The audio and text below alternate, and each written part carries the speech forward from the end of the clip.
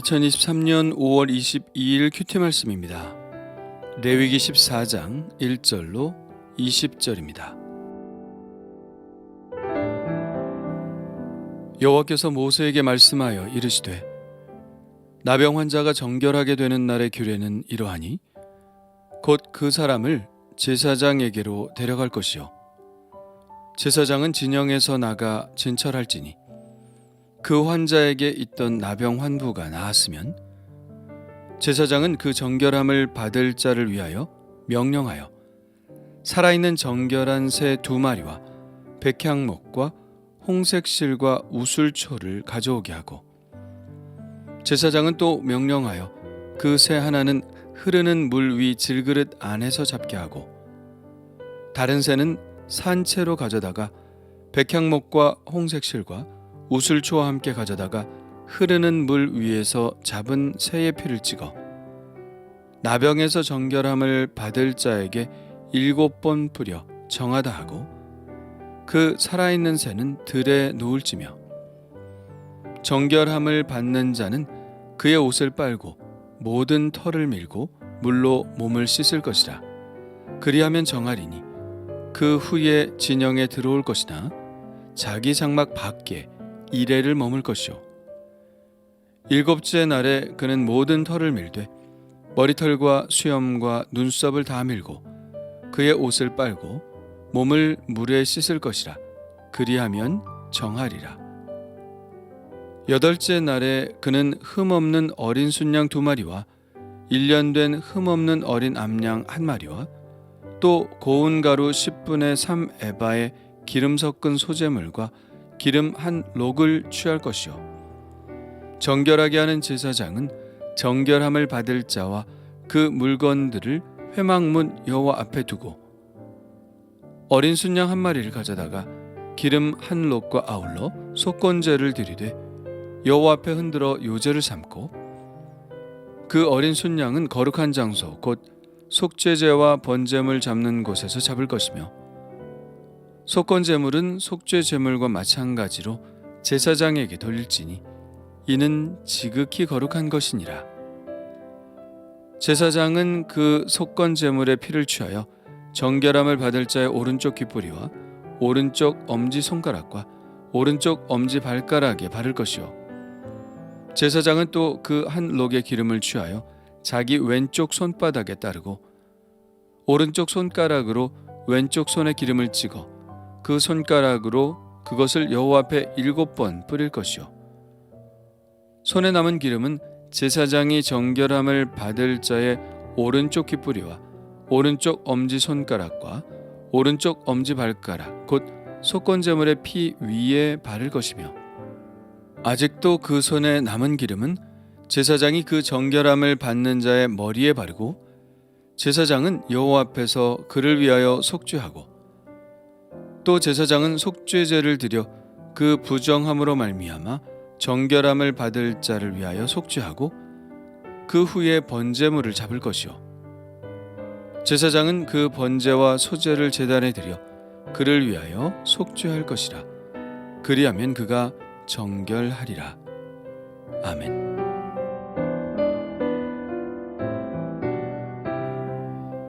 나병으로 판명된 사람은 혼자서 진영 밖에 나가 생활해야 했습니다.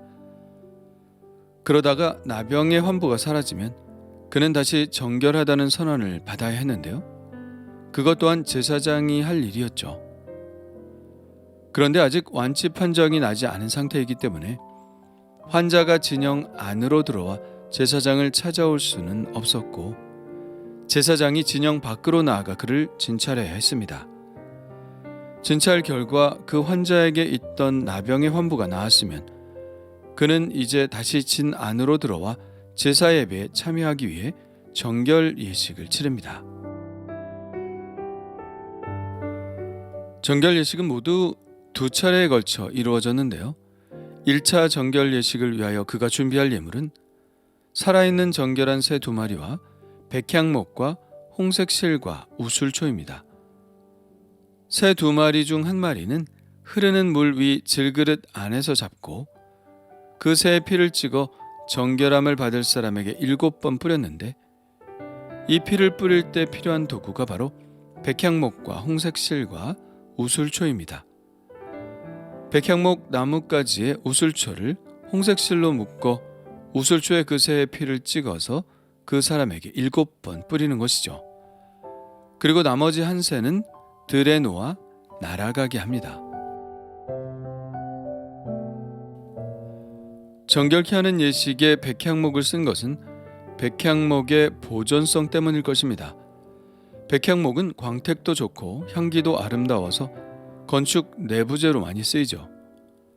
하지만 백향목이 건축 재료로 합당한 더 중요한 이유는 좀이 잘 먹지 않고 잘 썩지 않는 성질 때문입니다.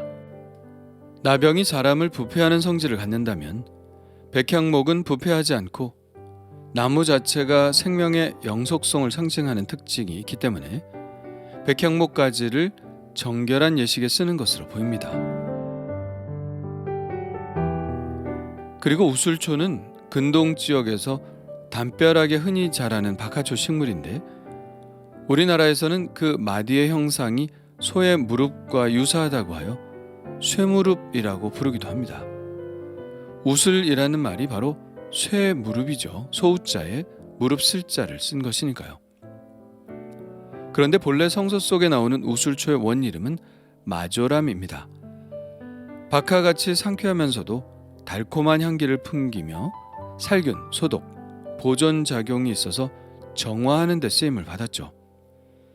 유월절 양의 피를 문설주에 뿌릴 때도 이 우술초를 사용했고 오늘 말씀에도 정결케 되는 사람에게 우술초로 그 새의 피를 뿌렸는데 이는 이 식물의 정화작용 때문이기도 하고 줄기가 잔털로 덮여 있어서 붓이나 스펀지처럼 피를 많이 머금을 수 있기 때문이기도 합니다. 예수님이 십자가 위에서 목이 마르다고 신음하실 때 포도주에 적신 해용을 우술초 가지에 매달아 예수님의 입술을 적시기도 하였죠. 이처럼 성경에서 우술초는 몸과 마음이 찢기고 상처를 받은 자들을 회복시키는 식물로 등장하고 있습니다. 그래서 동화 백조의 왕자에 보면 마녀의 저주에 걸려 백조로 변신해 있는 오빠들의 저주를 풀기 위해 막내 여동생이 쐐기풀을 엮어 옷을 만들어 다시 인간으로 돌아오게 하는데 그 쐐기풀이 바로 마조람입니다. 우술초는 이처럼 회복의 상징이 된 식물이죠. 시편 51편은 다윗의 회개의 시로 유명한데요. 다윗은 이렇게 고백합니다. 우술초로 나를 정결하게 하소서. 내가 정하리이다. 나의 죄를 씻어 주소서. 내가 눈보다 희리이다. 그 외에 홍색실은 피의 색을 상징하는 것으로 속죄의 피를 상징하고 있고 새를 날려보내는 것은 이제 이 나병이라고 하는 저주는 완전히 그 사람으로부터 떠나가게 한다는 의미를 담고 있습니다. 이런 의식을 치른 그 사람은 지금까지 그가 입고 있었던 옷을 빨고 모든 털을 밀고 물로 몸을 씻습니다. 그런 후에야 정함을 받았는데 그래도 여전히 거쳐야 할 절차가 남았죠. 그는 진영 안으로 들어올 수는 있었으나 아직 자기의 본 장막에 들어올 수는 없었고 가족들이 사는 장막 밖에서 따로 장막을 치고 7일을 더 머물러야 했습니다. 7일이 지난 후 다시 그의 모든 털을 밀고 옷을 빨고 몸을 물에 씻는 절차를 한 번 더 행해야 했죠. 그렇게 하고 나서야 자신의 장막으로 돌아와 일상의 삶으로 복귀할 수 있었습니다. 이것이 1차 정결 예식이고요. 8째 날이 되면 이제는 진 안으로 들어와 성소에 와서 하나님께 제사를 드려야 했습니다. 정결 제사를 위해 그가 준비할 예물은 흠없는 어린 순양 2마리와 1년 된 흠없는 어린 암양 1마리와 또 고운 가루 10분의 3 에바에 기름 섞은 소재물과 기름 1록입니다. 여기서 기름 1록이란 약 0.31리터 정도 됩니다. 준비해야 할 제물이 참 많죠. 그 이유는 3가지 제사를 드려야 하기 때문인데요. 속건제와 속죄제와 번제가 그것입니다. 어린 순양이 2마리였죠. 이 중 1마리는 속건제를 위한 제물입니다.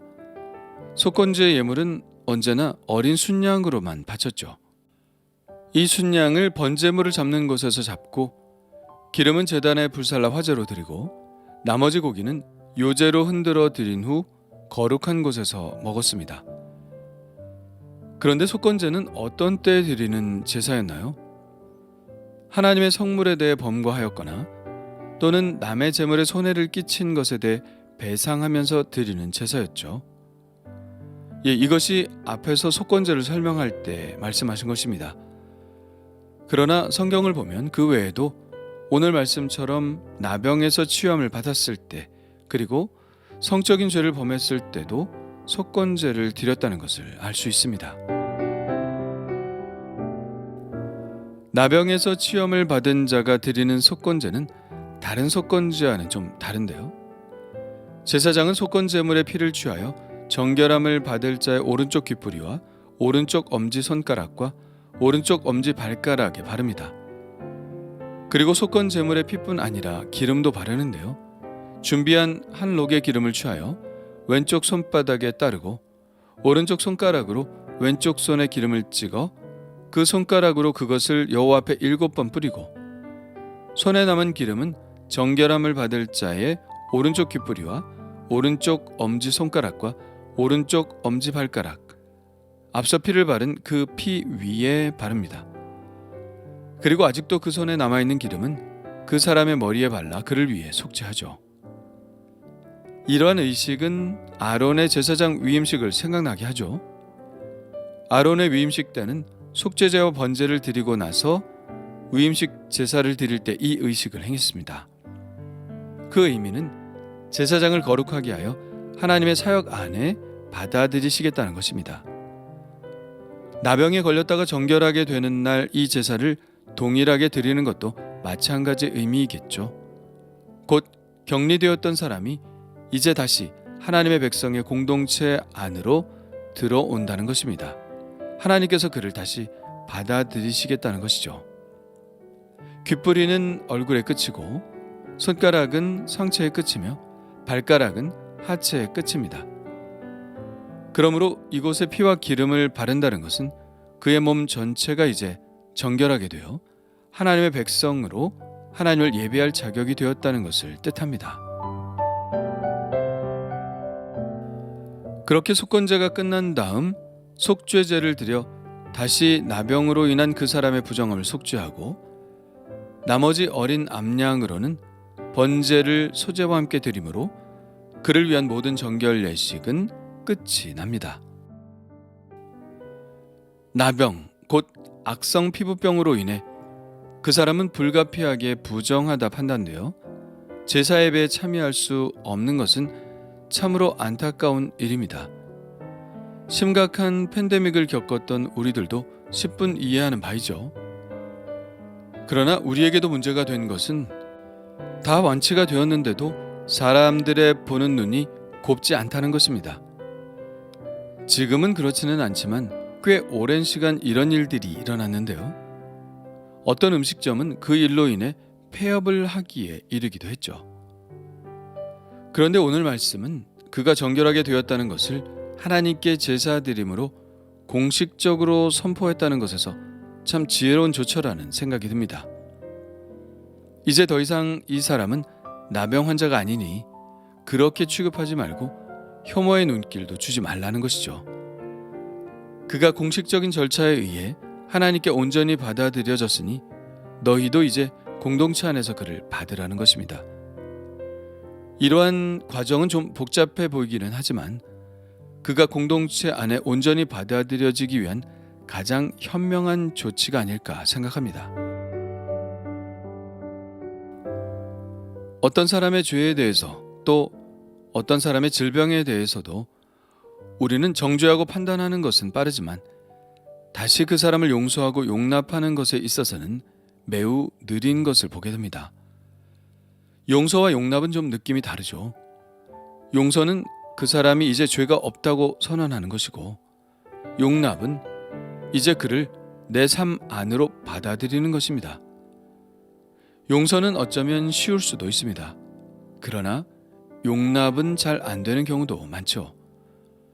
용서는 했으나 당신을 내 삶 속으로 받아들이는 일은 하지 않겠다. 곧 상종하고 살고 싶지는 않다고 생각하는 경우가 많습니다. 그러나 오늘 이 정결함의 의식과 제사가 우리에게 주는 교훈은 남의 허물을 용서한다면 그를 다시 나의 삶 안으로 용납해야 한다는 것, 받아들여야 한다는 것입니다. 성경은 말합니다. 하나님께서 깨끗하게 하신 것을 내가 속되다 하지 말라. 또 이렇게 말씀하시죠. 그러므로 그리스도께서 우리를 받아 하나님께 영광을 돌리심과 같이 너희도 서로 받으라. 그렇다면 나는 어떤가요? 하나님께서 정결하다고 받아들이신 사람을 내 삶 안으로 받아들이는 것을 주저하고 있지는 않나요? 하나님께서 깨끗하다고 하신 것을 나는 여전히 속되다고 하지 않나요?